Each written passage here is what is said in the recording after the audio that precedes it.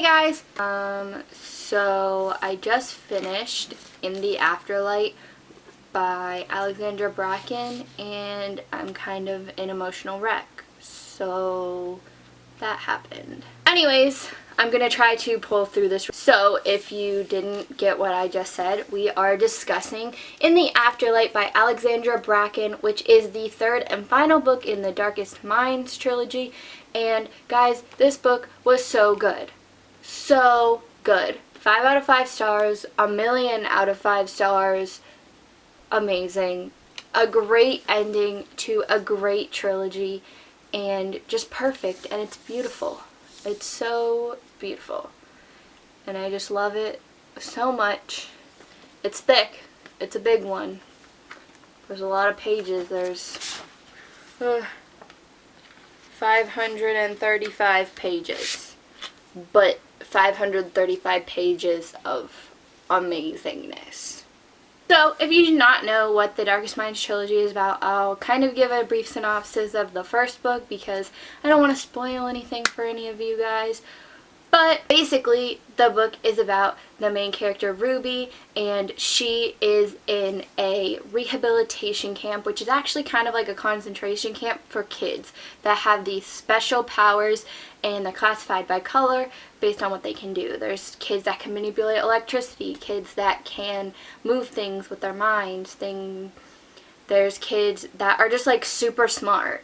And then there's more dangerous kids. There's kids that can manipulate people's minds and kids that can light fires with their bodies. Ruby escapes one of the major rehabilitation camps after 6 years in one of these camps.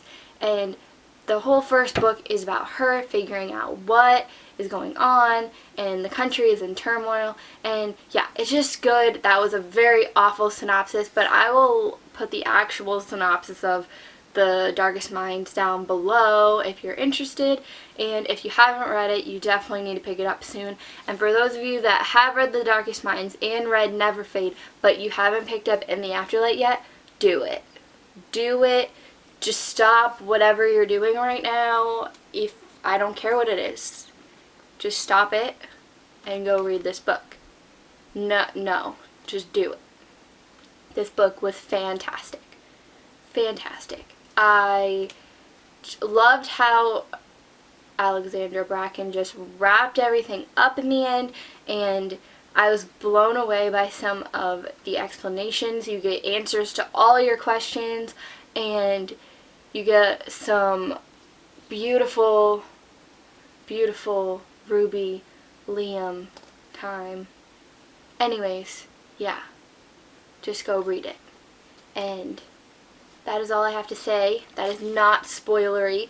So if you haven't read it, then you need to go, because I don't want to spoil you. And you don't want to be spoiled. You might think you want to be spoiled. You don't. You don't, because about 150 pages from the end, I was having a panic attack because I didn't know what was going to happen, and I was freaking out. And that might sound like a stressful experience, and it was, but you want to experience it. You do, because you just lose the effect of the book if you don't experience that anxiety attack. You have to do it. You have to. Okay, so that's all I have to say. That's non-spoilery. So bye, people who haven't read it yet. Welcome to all the people that have read it and want to discuss it with me. So I didn't take notes on this book because I wasn't really planning on reviewing it, honestly. I was just going to read it and probably do a non-spoiler review on my blog, but I really wasn't going to film a discussion because I just didn't feel like it. But then I got to the end of the book, and I just need to talk about it because it's just invading my brain and I can't think about anything else, and I just want to go back into this book with like a fresh perspective and like having not read it and read it again.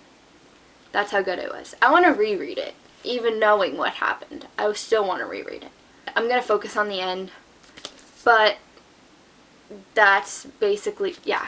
I'm going to focus on the end because that's really where my extreme attachment to this book started. It was really good even from the beginning, but I was just like, yeah, it's a pretty good ending until I got to like the last 200 pages.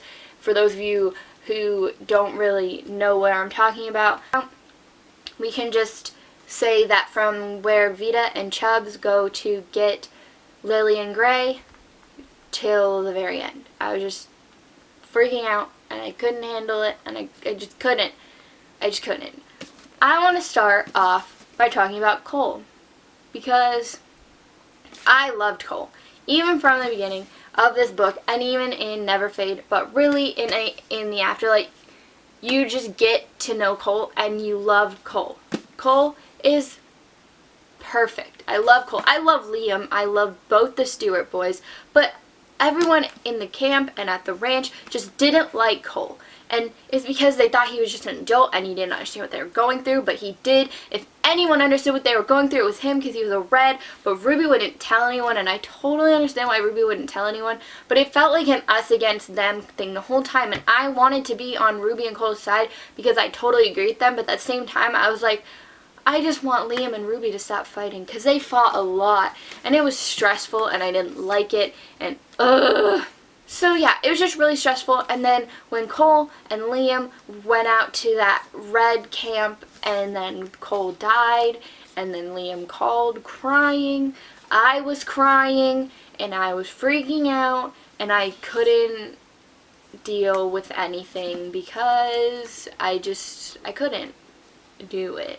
I couldn't. And then after that, Liam's just like, I can't come back, and I wanted to cry a lot. I did cry. I cried a lot. But before that, right before that, actually, back up a little bit, there was a couple cute things that I really liked and I would really like to discuss. One of those things is Vita and Chubbs. Throughout the whole book, I sensed this sexual tension type thing. I was like, they're going to get together, and it's going to be adorable.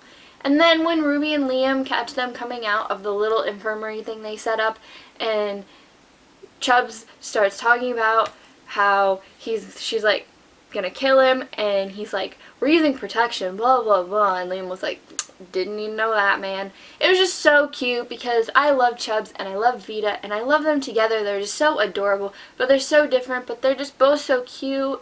And then Ruby and Liam go into the senior agent quarters, and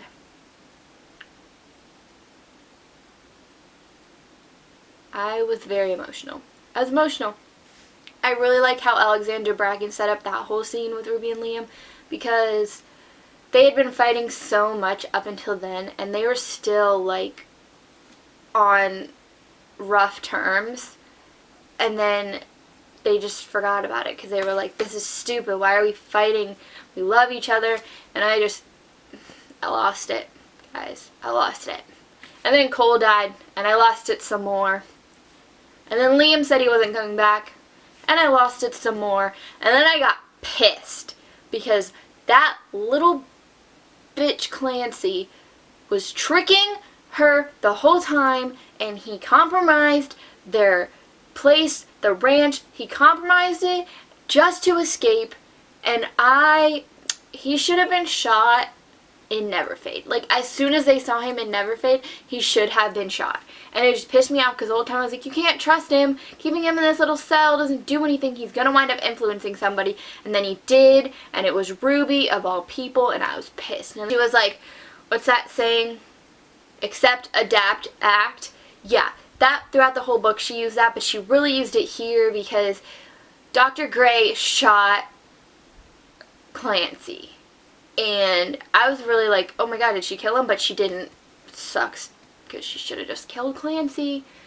But she didn't, and so Ruby drags him out so that Nico is safe, and then Ruby goes back to Thurmond, and I was stressing out because I was like, what if they don't come? Like, what if the mission was not gonna happen and the Ruby's just stuck there, but it wasn't, and that whole scene where they invade Thurmond was badass. And then when Liam showed up, oh my god, I screamed because I was so excited to have Liam back. I was so scared that he wasn't going to be back, and when she took the block out of Sam's mind, and so Sam got her memories back, and she just remembered everything, and that was emotional, and I really liked that because she left Sam and she left the others feeling so guilty, and I like that she got to kind of fix all of that. She got to go back and she got to see them again, her friends again, and she got to fix it and she had to help them get out, and I just really liked that. But then she ends up at the hospital, and then she sees her Grams, and then she sees her parents, and I was an emotional wreck again because that was a beautiful scene. That was just perfect. It was such a good ending because Ruby throughout the whole thing has to be strong for everyone else and is helping everyone else fix their lives, and she's so concerned about everyone else, and she really doesn't think about herself or think about her parents. She does think about them, but she really is like, fixing that is the last priority for her. She wants to make sure everyone else's lives are in order before her own. So when she finally gets that resolution for herself, I really liked that, and I was really happy that she finally got that for herself. But we find out that Ian wasn't actually a virus that infected just the kids that didn't have these powers. Like, it infected everyone. Just the kids that moms drank too much of Agent Ambrosia in the water were the ones that died. So, like, there was nothing wrong with them. It was all our mom's fault, but really it was just Lidacor's fault. That was really cool, though, to find out, though, how it happened. But then the cure was so invasive, and the whole time throughout the book, I kind of agreed with Clancy that I wasn't okay with the cure, because I was like, obviously Clancy knows what the cure is, and if he's so against it, then I don't really think it's a good idea, because obviously he's a little rat, and I didn't like him, but he knows what he's talking about. So when we find out what the cure is, and it's invasive, and basically you're not really curing yourself, you're just like suppressing your powers, and you're not giving anybody a choice. And then when they use that against the Psy kids at the end, or they try to, and say that you have to get this procedure or you have to live in this camp for the rest of your life, and then Chubb speaks up and he's like, why, you could have just left us in the rehabilitation camps if you were gonna make us live in this new place our entire life. And so I really just liked how Chubbs was involved in the end, and they were all involved in the end, and they just took over, and they were like, you know what, this is stupid and it's uncalled for, and we're gonna be able to live our lives how we want to live them, because throughout their whole childhood they never got a choice. From the time those camps were set up, they never had a choice about anything in their life, whether they got to do with their life, whether they lived or died. None of that was their choice, and they finally got to have it. Oh, and can we talk about how emotional it was when Zoo finally spoke, because that was emotional too. And I was so proud of her, even though she's a fictional character, because I just get really emotional. I get really emotional about fictional characters because I just get so attached to them, and after 3 books, and just 500 pages of this book, and I was so emotional. So emotional. But it's okay, because I'm okay now, I think. I just liked the resolution overall. It was very nice, and it was like, it was different, because in most dystopians, either it ends like really sad, cough cough Mockingjay, or it's like too happy. I don't know how to explain it.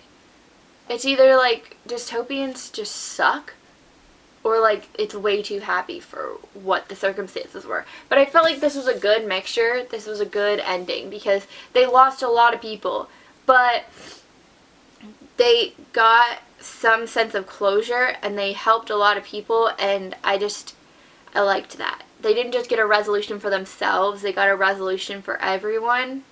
I'm sorry that this is just like all over the place. I'll try to fix it as much as I can when I'm editing, which will be before you see it, but after I'm filming this. I'll try to fix it a little bit, put it kind of in an order, but maybe not. I don't really know. It's just like my brain is in a scramble, and I just really wanted to talk about it. But yeah, so share your thoughts on the book. Hopefully they're more coherent than mine were, because mine are just like a mess of thoughts. But what made you emotional?